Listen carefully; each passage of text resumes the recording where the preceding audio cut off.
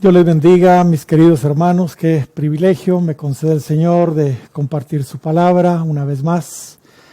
Ahora pues, como ustedes podrán apreciar, no desde la iglesia por las restricciones que estamos teniendo, pero lo estamos haciendo acá desde nuestra casa, y qué bendición poder llegar a la casa de ustedes, porque sé que todos estamos en nuestras casas. Quisiera compartir la palabra del Señor en esta oportunidad, citando en primera instancia el capítulo 12 de la carta del apóstol Pablo a los Hebreos, en los versos 28 y 29. Leamos.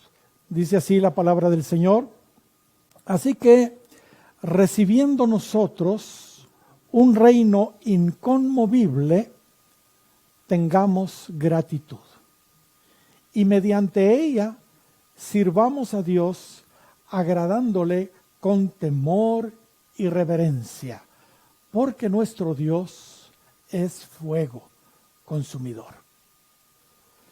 Me gustaría en esta oportunidad, con la ayuda del Espíritu Santo, puntualizar algunas verdades que nos presentan estos versículos. Pero antes quisiera que recordáramos un poco los versos anteriores, que, como ustedes recordarán, estuvimos mencionando ya en una de las predicaciones pasadas.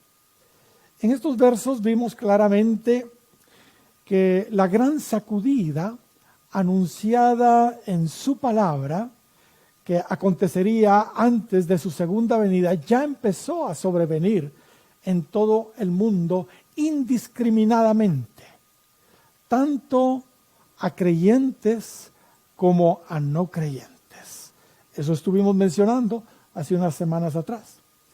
Les dije también que todo lo que Jesús mencionó que sucedería antes de su segunda venida, por ejemplo, el engaño, los falsos cristos, las guerras, las pestes, los terremotos, las traiciones, los falsos profetas, la multiplicación de la maldad, etcétera, etcétera, son parte del cumplimiento, dijimos, de esa sacudida que apenas está comenzando. Es lo que Cristo también calificó como principio de dolores. En el original, dolores de parto. La verdad, entonces, lo peor está por venir, porque así son los dolores de mujer de parto. Empiezan no tan fuertes y con cierto distanciamiento, pero cada vez son más fuertes los dolores y más pegados el uno del otro. Así que lo peor está por venir. Y debemos estar muy, pero muy conscientes como iglesia de eso. Pero leamos una vez más esos versos que ya vimos en una de las prédicas anteriores. Y citemos una vez más el verso 25 y verso 26 que citamos en esa oportunidad. Mirad que no desechéis al que habla, porque si no escaparon aquellos que desecharon al que los amonestaba en la tierra. Aquí es Dios usando a sus ángeles y a Moisés, se recuerdan ahí en el monte Sinaí, en el desierto. Dice que si no escaparon aquellos que desecharon al que los amonestaba de la tierra, mucho menos nosotros, si desecharemos al que amonesta desde los cielos. El verso 26 dice, la voz del cual conmovió, otras versiones dicen sacudió, estremeció, hizo temblar entonces la tierra. Pero ahora ha prometido, diciendo, aún una vez, y conmoveré, o sea, sacudiré, estremeceré, haré temblar, no solamente la tierra, sino también el cielo. Esta sacudida, hermanos, aunque ya comenzó, obviamente apunta en primera instancia a la gran tribulación. Eso es claro. Y cuando aquí se nos dice que el cielo también será sacudido, así será, así, literal, así será. Al final de la gran tribulación, justo antes del arrebatamiento de la iglesia, dice el capítulo 24 de Mateo y versículo 29, que las estrellas, fíjese bien, caerán del cielo y las potencias de los cielos serán conmovidas. Les confieso que no entiendo cómo sucederá esto, pero que va a suceder, sin duda, va a suceder. Pregunto, ¿acaso no hizo Él el universo con sus dedos? Así lo dice el Salmo 8 y versículo 3, no lo vamos a leer, pero el salmista dice, cuando veo los cielos que tú formaste con tus dedos, la luna y las estrellas que tú formaste. ¿Entiende? O sea, Él lo hizo, para Él no hay nada imposible. ¿Acaso no detuvo Dios el sol en aquella batalla de Josué contra una coalición de 5 reyes, ahí en el capítulo 10 de Josué? ¿Acaso no retrocedió Dios 10 grados la sombra como señal a Ezequiel para confirmar su sanidad y los 15 años que le iba a prolongar sus días? Ahí en 2 de Reyes capítulo 20. O sea, para Dios, que los cielos se estremezcan y caigan las estrellas, no es problema, no es problema. Hermanos, esto sin duda va a suceder. Está escrito, va a suceder. No vamos a leer por el tiempo, pero el capítulo 13 de Isaías y verso 13 también lo menciona. Joel también lo menciona en el capítulo 2, versos 29 y 30. Y Apocalipsis también lo menciona en el capítulo 6, versos 12 y 13. No lo leemos por el tiempo, pero usted puede verificarlo. Todo esto se nos profetiza ahí también, que tanto en el cielo como en la tierra habrá una gran sacudida. Sacudida, hermanos, literal y espiritual, indudablemente. Estrellas naturales caerán del cielo, pero también estrellas espirituales.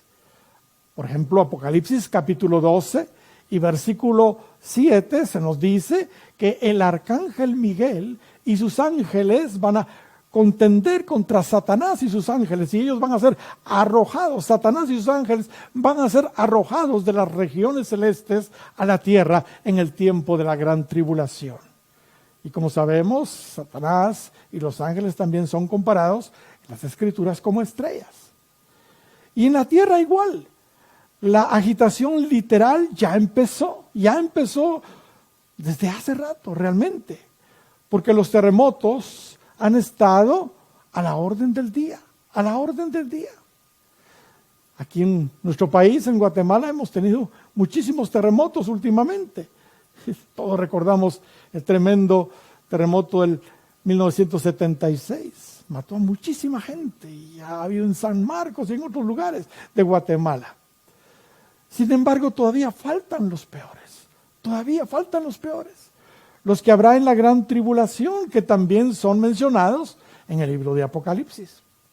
Pero como dijimos, las sacudidas en la tierra, además, son de muchas otras situaciones. Toda la humanidad será estremecida y solo permanecerá lo verdadero, lo eterno. Lo falso y lo temporal se derrumbará. Así de sencillo. Mire lo que sigue diciendo el apóstol Pablo en el versículo 27, siempre del capítulo 12 de la carta a los Hebreos. Dice, y esta palabra, una sola vez más, fíjese bien, declara el propósito de quitar aquellas cosas que son sacudidas como cosas perecederas, para que permanezcan las que no pueden ser sacudidas. Hermanos, esta peste que nosotros estamos viviendo hoy, la debacle económica que ya se cierne, ya se avecina, y que a propósito también se menciona en el capítulo 6 de Apocalipsis, en los versos 5 y 6, cuando se abra el tercer sello y aparezca este caballo negro, ¿entiende? Y todo lo otro que ya mencionamos solo es el inicio de la gran agitación de Dios para que todo lo inestable, todo lo movible, todo lo variable, todo lo inconstante se derrumbe y permanezca solo lo estable, solo lo firme, lo inconmovible. Sin duda Dios ya empezó entonces a sacudir, a limpiar su iglesia. Hoy estamos en la zaranda de Dios, realmente. Similar a lo que en su momento le sucedió al pueblo de Israel. Y quisiera que fuéramos a Amós, capítulo 9 y versículo 9. Mire lo que ahí nos dice el profeta Amós. Porque aquí yo mandaré y haré que la casa de Israel sea, fíjese bien, zarandeada entre todas las naciones. Como se zarandea el grano en una criba y no cae un granito en la tierra. Aquí se ve claramente que el propósito de la zaranda, de las zarandeadas, es limpiarnos. Los falsos ya están siendo separados con estas sacudidas. Y los verdaderos ya estamos siendo limpiados también de toda impureza, pecado, carnalidad, mundanalidad, en fin, incluso de doctrinas que probablemente algunos tengan o tengamos nosotros mismos equivocadas. Una evidencia de eso es lo que ya les mencioné en una plática anterior. Por ejemplo, la doctrina de rechazar la tribulación o las tribulaciones se le está derrumbando ahora a los promotores de la paz. Se les está derrumbando ahora a los promotores de poder y de prosperidad. Eso es lo que hacen las sacudidas. Separan la mentira de la verdad. Corrigen aún los conceptos equivocados que nosotros podamos estar teniendo. Hermanos, la zarandeada ya comenzó, pero es evidente que todavía falta. Ciertamente viene un gran avivamiento después de esta primera sacudida, de esta limpieza que estamos atravesando ahora, y será algo glorioso el avivamiento, algo maravilloso, pero ese avivamiento pasará, va a pasar. La gran conmoción que se avecina en todas las naciones del mundo y en la iglesia todavía falta. Todo lo que es del hombre terminará de caer, solo permanecerá lo de Dios. Las doctrinas erróneas se terminarán de derrumbar en su iglesia y los creyentes falsos, los peces malos, ¿se recuerdan? Serán apartados. Solo quedarán los verdaderos. Entonces, y solamente entonces, vendrá el Señor. Mire lo que nos dice Ageo, capítulo 2 y versículo 6, porque esta verdad se repite en varios lugares de la palabra del Señor. Ageo, capítulo 2 y versos 6 y 7. Mire lo que dice. Porque así dice Jehová de los ejércitos: de aquí a poco yo haré temblar los cielos y la tierra, el mar y la tierra seca. Verso 7. Y haré temblar todas las naciones, y vendrá el deseado de todas las naciones, y llenaré de gloria esta casa, ha dicho Jehová de los ejércitos. Hermanos, ¿está claro o no está claro? Antes de su venida debemos pasar indudablemente por la zaranda. Todo absolutamente será conmovido en los cielos y en la tierra. Pero regresemos al versículo 28 del capítulo 12 de Hebreos. Así que recibiendo nosotros un reino inconmovible, tengamos gratitud y mediante ella sirvamos a Dios agradándole con temor y reverencia. Gloria al Señor. Esto es bello. Vamos por partes. Aquí en primer lugar vemos que los cristianos, aleluya, hemos recibido un reino, así lo dice acá. Obviamente se refiere al reino de Dios, porque Él nos ha trasladado del reino de las tinieblas al reino de su amado Hijo, al reino de Dios. Cristo nos dice en Lucas capítulo 12 y versículo 29, yo pues os asigno, os concedo, os otorgo un reino, como mi Padre me lo asignó a mí. Él también nos dice en Lucas capítulo 12 y versículo 32, no temáis, manada pequeña. Me encanta esta escritura, porque a vuestro Padre le ha, fíjese bien, le ha placido daros el reino. Qué privilegio tenemos sus hijos. El Padre Celestial, al Padre Celestial le ha placido darnos su reino. Gloria a Dios. Le pregunto a usted que me está viendo a través de esta transmisión, ¿pertenece usted al reino de Dios? Si todavía no, lo exhorto a incorporarse hoy mismo al reino de Dios. ¿Por qué le digo esto? Bueno, vea lo que Pablo nos sigue diciendo en la carta a los Hebreos y me lo va a entender. Mire la característica que Pablo destaca en esta escritura del reino de Dios. Mire la característica que Pablo destaca del reino de Dios en esta escritura. Aquí está el punto principal de mi mensaje. Pablo nos dice en el verso 28, así que recibiendo nosotros un reino inconmovible. Un reino inconmovible. Gloria a Dios. Aleluya. En otras palabras, no sé si usted está percibiendo a dónde quiero llegar, pero si usted decide, mi amigo, pertenecer a ese reino inconmovible, vengan las sacudidas que vengan, sencillamente usted no será derribado, porque pertenece a un reino inconmovible. Mis queridos hermanos, no hay engaño, no hay falsos cristos, no hay guerras, no hay pestes, no hay terremotos, no hay traiciones, no hay falsos profetas, no hay multiplicación de la maldad. Y todo lo que nos dice no solo Mateo 24, sino también los otros evangelios como Lucas y Marcos, y también Pablo y Pedro lo dicen en sus cartas. No habrá ninguna de esas sacudidas que nos pueda derrumbar.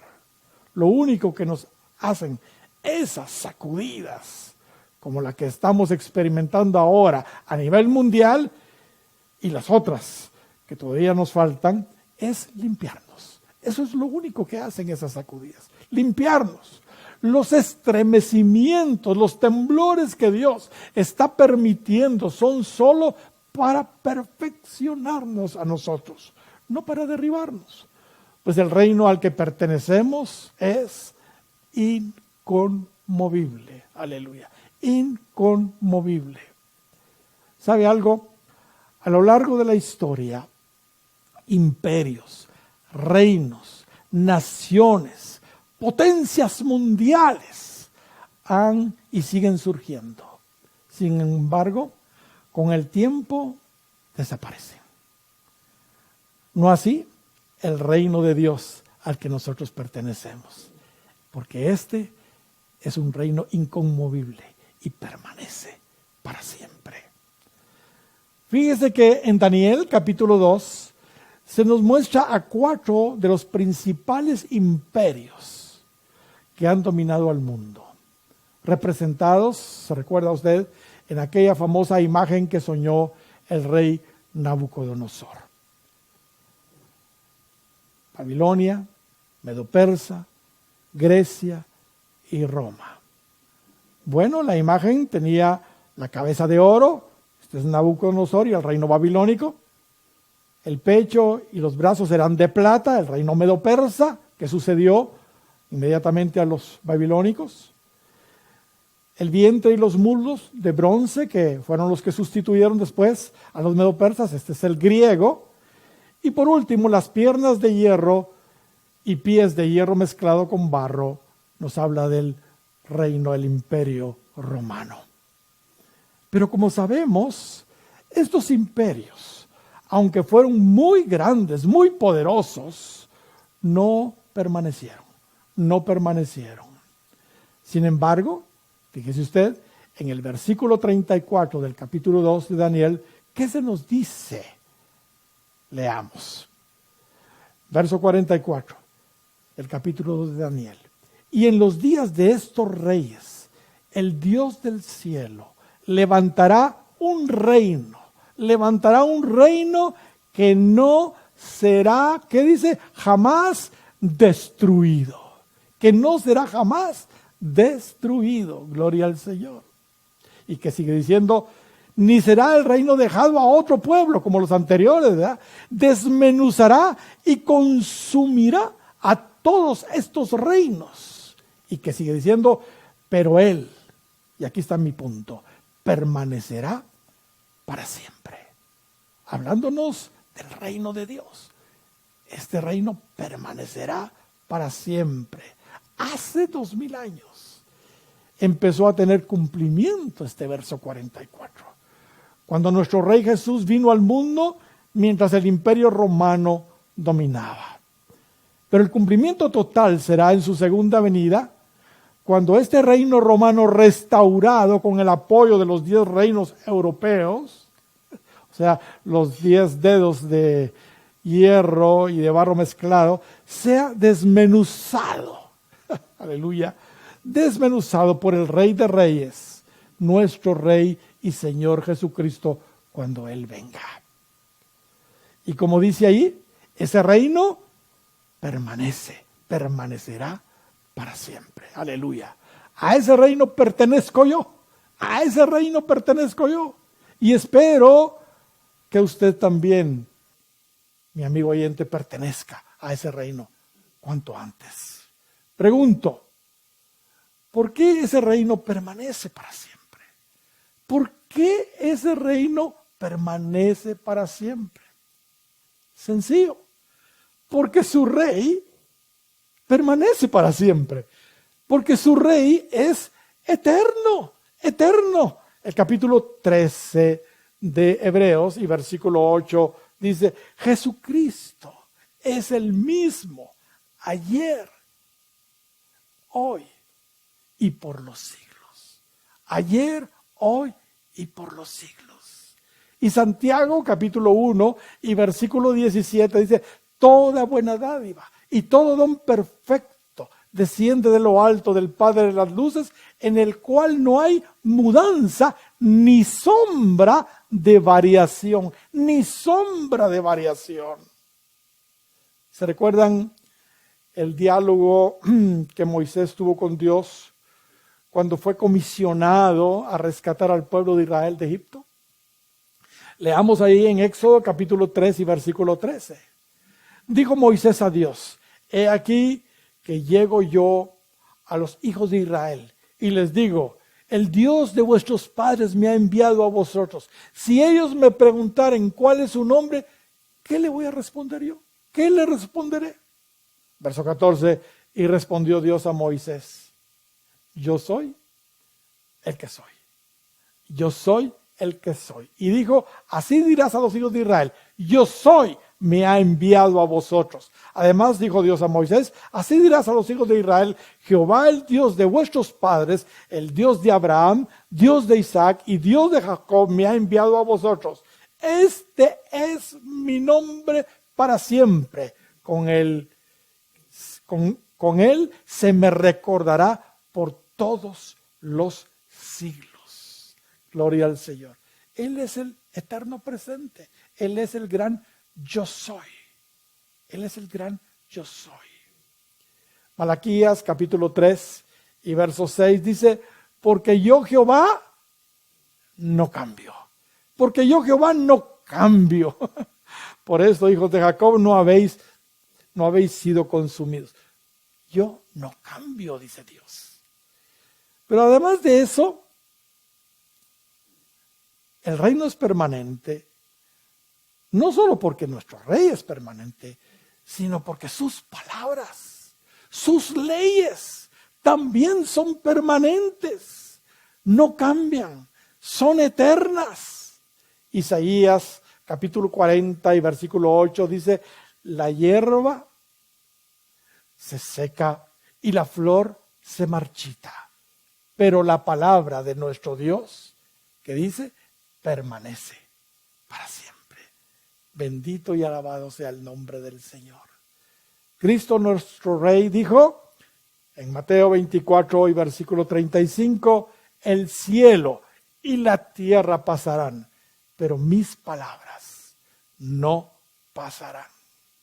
Y así, mis queridos hermanos, podríamos seguir citando y citando escrituras donde se nos muestra que todo en el reino de Dios es permanente, invariable, es estable, es seguro, es inconmovible.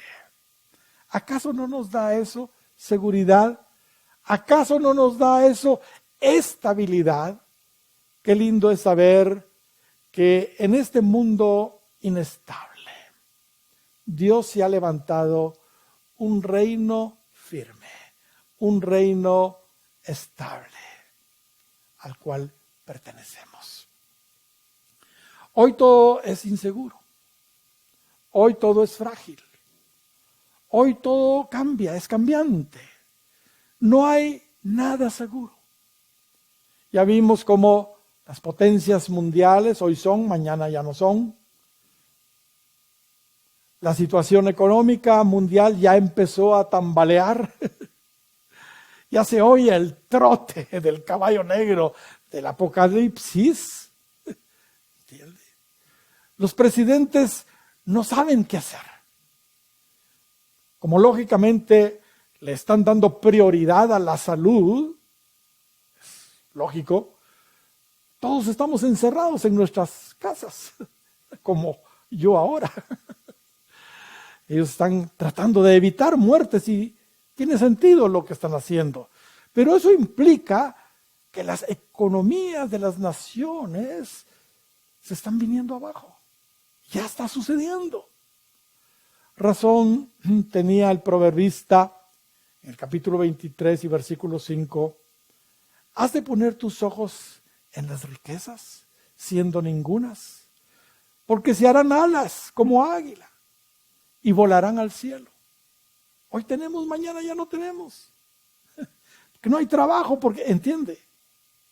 Razón tenía también Pablo al decirle a Timoteo, en 1 de Timoteo, capítulo 6 y versículo 17, no pongamos nuestra esperanza en las riquezas que son inciertas.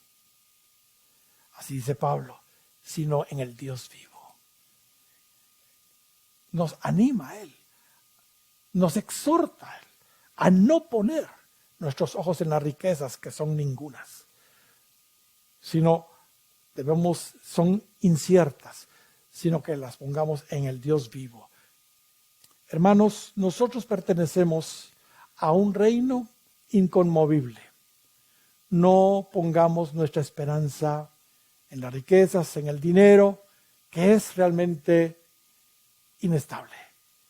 Pongamos nuestra esperanza en Dios, porque Él no cambia. La promesa para nosotros es la de siempre, que si buscamos primeramente el reino de Dios y su justicia, todas las cosas vendrán por añadidura. Nosotros estamos seguros en el Señor. Nuestros tesoros, nuestras riquezas son otras, están en el cielo.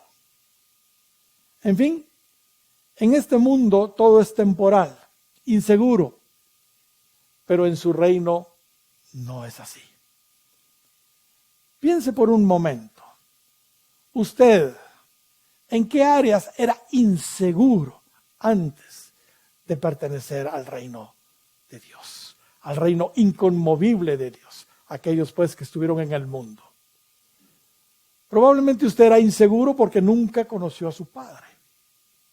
Pero ahora usted tiene un Padre celestial. Ahora usted tiene un Padre celestial. Cristo nos enseñó a orar de esta manera. Padre nuestro que estás en los cielos, santificado sea tu nombre. Y le podemos pedir el pan nuestro de cada día. Y le podemos pedir a nuestro Padre que no nos deje caer en tentación y que nos libre del mal. Eso da seguridad. Tenemos un Padre. En el reino inconmovible de Dios hay un Padre. Si usted, hermana, se sentía insegura por haber quedado viuda o por haber sido abandonada por su esposo, ahora tiene un esposo. Te olvidarás de la vergüenza de tu juventud y de la afrenta de tu viudez. No tendrás más memoria. Tu marido es tu hacedor. Jehová de los ejércitos es su nombre. ¿Qué seguridad tiene ahora, mi hermana, usted que está en Cristo? Ya no se siente insegura porque no tiene un hombre a la par de usted. ¿Cuántos se sentían frágiles por sus enfermedades? Sin embargo, ahora en su reino, Cristo llevó nuestras enfermedades y sufrió nuestros dolores en la cruz. Por su llaga fuimos nosotros curados. Se sentía inseguro porque no tenía dinero. Pero ahora usted tiene al Rey, dueño del oro y de la plata. Usted tiene a Jehová Jireh, el proveedor. Si usted tenía temor, ese era su problema. Ahora Él le ha dado un espíritu de fortaleza, de amor y de dominio propio en lugar de ese espíritu de temor y de cobardía. Él le dice también en Isaías capítulo 41, verso 10, no temas, porque yo estoy contigo. No desmayes, porque yo soy tu Dios, que te esfuerzo, siempre te ayudaré, siempre te sustentaré con la diestra de mi justicia. En Él, mis queridos hermanos, estamos seguros. En Él estamos protegidos. Estamos estables. Estamos inconmovibles. Aleluya. Porque pertenecemos a un reino permanente, con un rey permanente, el gran yo soy, cuya palabra igual no pasará. El cielo y la tierra pasarán, pero sus palabras no pasarán. Nosotros hemos elegido ser como el hombre prudente del capítulo 7 de Mateo y versículos 24 y 25. Nosotros edificamos nuestra casa, edificamos nuestra vida sobre la roca que es Cristo mismo. Así que aunque vengan lluvias, ríos, vientos y peguen con ímpetu contra nosotros, no nos moverán, no caeremos, porque nuestro fundamento es la roca, no la arena. Estamos en un reino inconmovible. Por eso sigue diciéndonos nuestro versículo que cité al principio, en el verso 28 del capítulo 2 de Hebreos, así que recibiendo nosotros un reino inconmovible, tengamos gratitud. Tengamos gratitud. Eso es lo que nos sigue diciendo. Hermanos, después de tener este entendimiento, ¿a qué reino nosotros pertenecemos? Lo que menos tenemos que dejar de hacer es ser agradecidos. El agradecimiento es algo que todo cristiano nacido de nuevo debe de tener.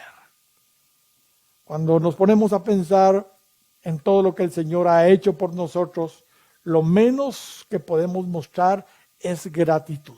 Sobre todo ahora, sabiendo que pertenecemos a un reino inconmovible. ¿Sabe? Cuando alguien no es agradecido está en un grave peligro. Está en un grave peligro. La palabra de Dios nos muestra que la falta de gratitud realmente es orgullo. Es orgullo. Y resulta el primer peldaño descendente hacia los pecados más abominables y que obviamente conducen a las personas al mismo infierno. Pablo le dice a todos los sabios en su propia opinión de todos los tiempos, ahí en Romanos capítulo 1, verso 18 en adelante, de la siguiente manera: porque la ira de Dios se revela desde el cielo contra toda impiedad e injusticia de los hombres que detienen con injusticia la verdad. Porque lo que de Dios se conoce les es manifestado. Lo que de Dios se conoce les es manifestado, pues Dios se los manifestó.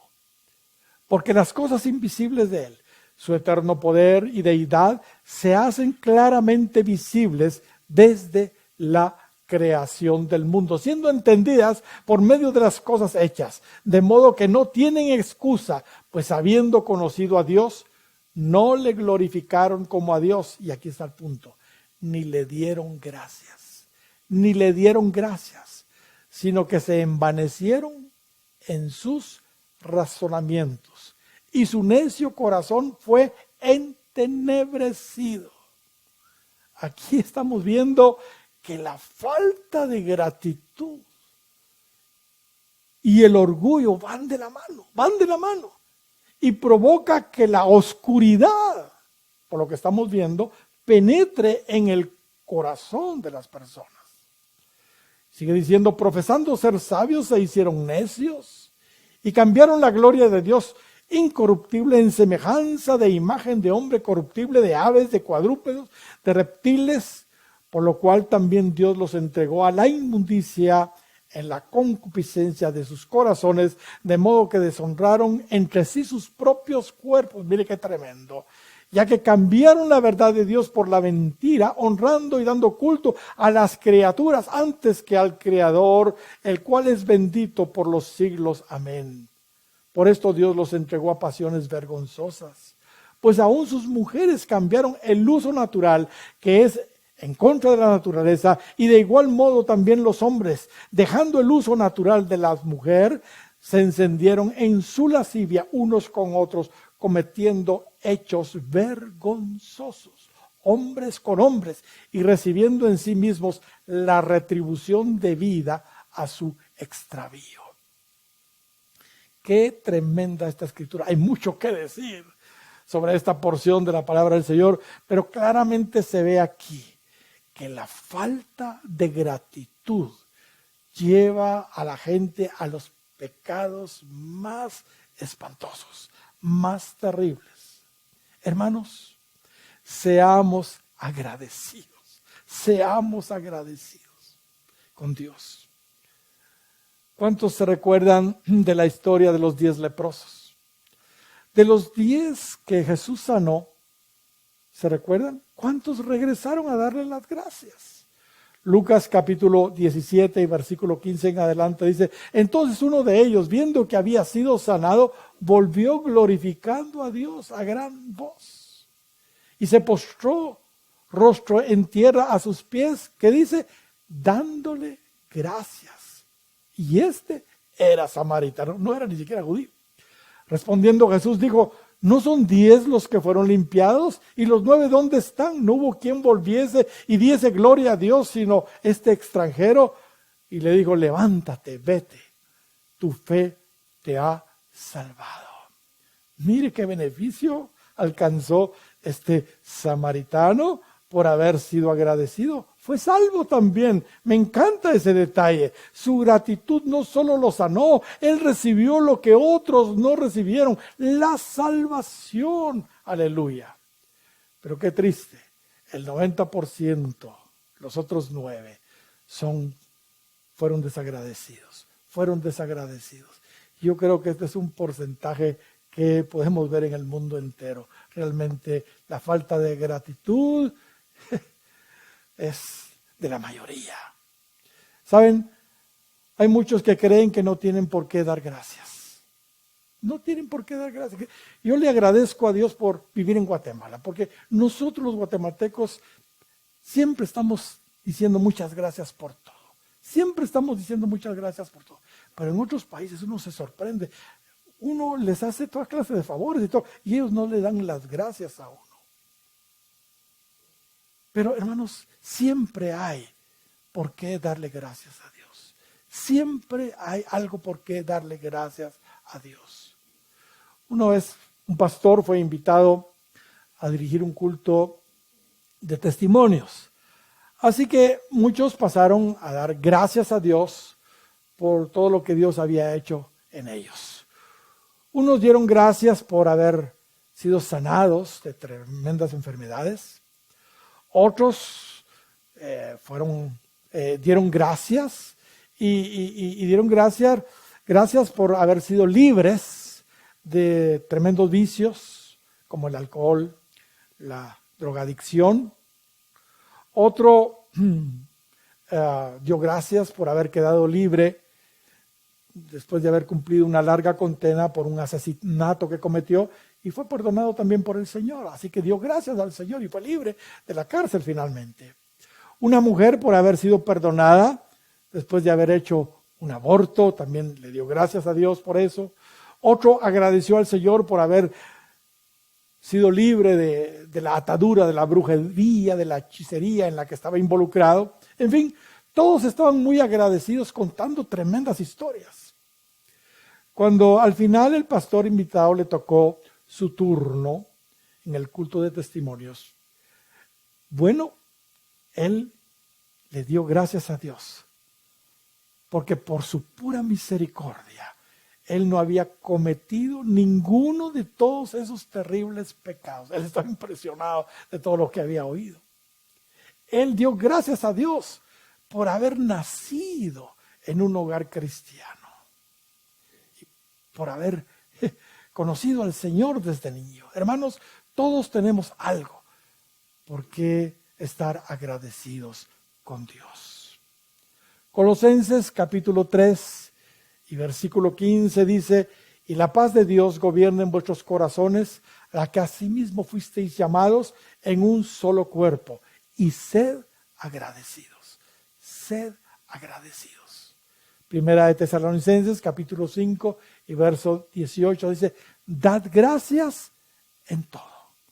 Dad gracias en todo, porque esta es la voluntad de Dios para con nosotros en Cristo Jesús. Este versículo es maravilloso y muy revelador. En primer lugar, aquí se nos muestra que debemos dar gracias a Dios por todo. No solo por las cosas agradables, sino aún por aquellas cosas que no nos gustan, ¿entiende? Pero que Él las ha enviado con un propósito para nuestra vida, como la que estamos viviendo, por ejemplo, ahora. Pero es revelador también por esto. En segundo lugar, se nos muestra que si no somos agradecidos, nos salimos de su voluntad. Nos salimos de su voluntad. Porque el verso dice que demos gracias en todo, porque esta es la voluntad de Dios para con nosotros en Cristo Jesús.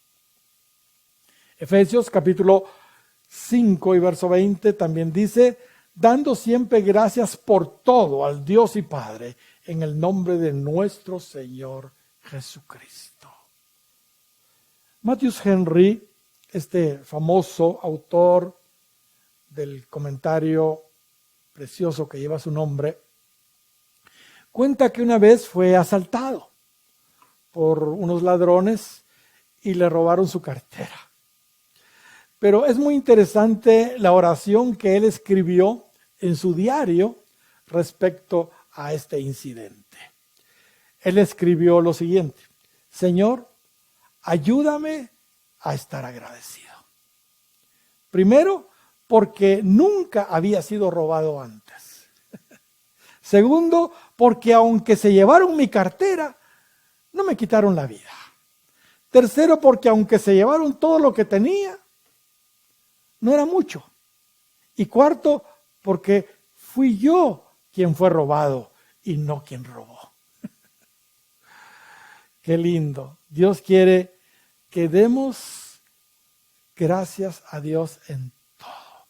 Busquemos toda clase de pretextos para darle gracias a Dios. Es una buena,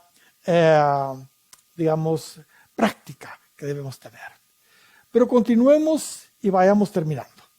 Dice Pablo que esa gratitud que le tenemos a Él nos debe inspirar, fíjese bien, a agradarlo con temor y reverencia en nuestro servicio. Así lo dice el verso 28 del capítulo 12 de Hebreos. Leámoslo nuevamente. Así que recibiendo nosotros un reino inconmovible, tengamos gratitud. Pero mire lo que sigue diciendo. Y mediante ella, o sea, mediante la gratitud, sirvamos a Dios agradándole con temor y reverencia. Agradándole con temor y reverencia. ¿Qué es agradar? ¿Qué es agradar? Agradar es complacer. Agradar es... ¿Qué otra cosa es agradar?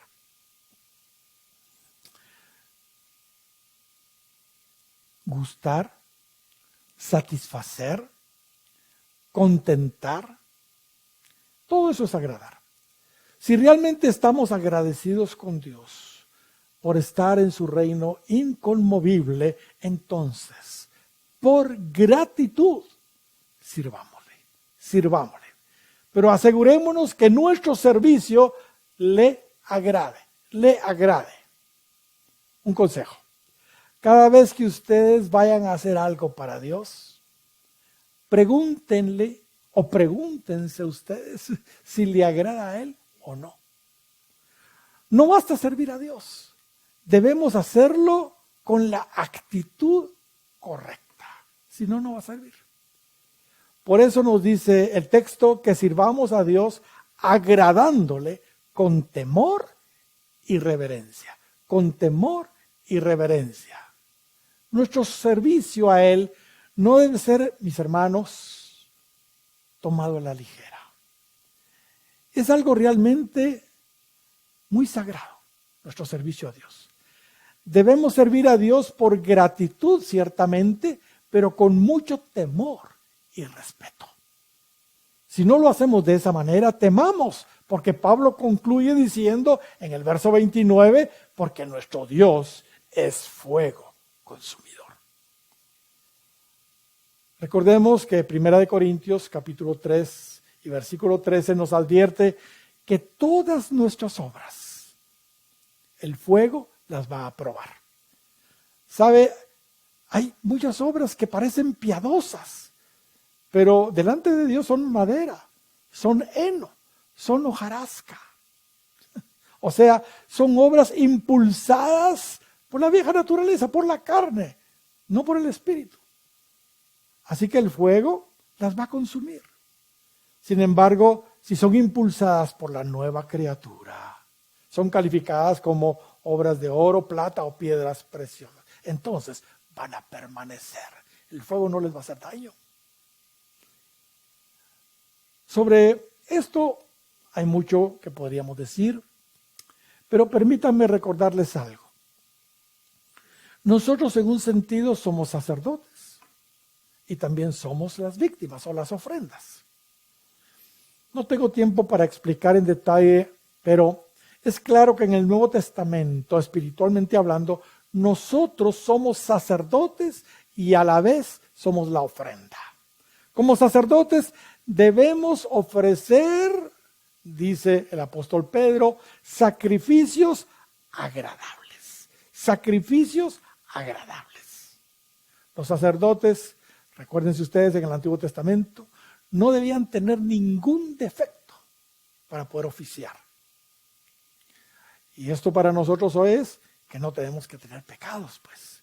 Primera de Pedro, capítulo 2 y versículo 5 dice, vosotros también, como piedras vivas, sed edificados una casa espiritual y un sacerdocio santo para ofrecer sacrificios espirituales, que dice, agradables a Dios por Jesucristo. ¿Ok? Como sacerdotes tenemos que oficiar agradándole, porque nosotros andamos bien, sin ningún defecto. Pero como víctimas u ofrenda igual debemos estar muy bien arreglados con el Señor para poder ser ofrecidos como sacrificio y ser una ofrenda agradable. Las víctimas también, las ovejitas que se ofrecían, los animalitos que se ofrecían en los sacrificios en el Antiguo Testamento, también no tenían que tener ningún defecto, eran examinados para poder ser una ofrenda agradable. Romanos capítulo 12 y versículo 1 dice Pablo: así que hermanos, os ruego por las misericordias de Dios que presentéis vuestros cuerpos en sacrificio vivo, santo, que dice, agradable a Dios, que es vuestro culto racional. ¿No basta entonces, mis queridos hermanos, servir a Dios en gratitud por lo que Él ha hecho por nosotros? Debemos también agradarlo, sirviéndolo con temor y respeto, o sea, sin pecado. Y hablando de servicio a Dios agradable, ya que la oportunidad se está dando, quisiera exhortarles a pensar en el prójimo. Ahora que estamos en tiempo de crisis, Dios ve con agrado cualquier sacrificio que usted puede hacer por aquellos que están necesitados. Dice Hebreos capítulo 13 y versículo 15 y 16. Así que ofrezcamos siempre a Dios por medio de Él sacrificio de alabanza, es decir, fruto de labios que confiesen su nombre. Pero mire lo que sigue diciendo: y de hacer el bien y de la ayuda mutua no os olvidéis. Y de hacer el bien y de la ayuda mutua no os olvidéis, porque de tales sacrificios se agrada Dios. Creo que es oportuno mencionar esto porque este es un sacrificio agradable, un servicio agradable a Dios, de lo que nos dice Hebreos que estamos citando. Termino citando una vez más nuestro precioso texto con el que iniciamos. Verso 28-29 del capítulo 12 de Hebreos. Así que, recibiendo nosotros un reino inconmovible, aleluya, tengamos gratitud y mediante ella sirvamos a Dios agradándole con temor y reverencia, porque nuestro Dios es fuego consumidor. Hermanos y amigos, la conmoción profetizada en su palabra que sucedería antes de su segunda venida ya empezó. Y todavía falta mucho. Esto no va a parar. Si usted está en Cristo, esté tranquilo. Agradézcale al Señor por ser salvo y por pertenecer a su reino inconmovible. Y sírvale con todo su corazón. Sírvale con temor y reverencia, pues eso le agrada a Él.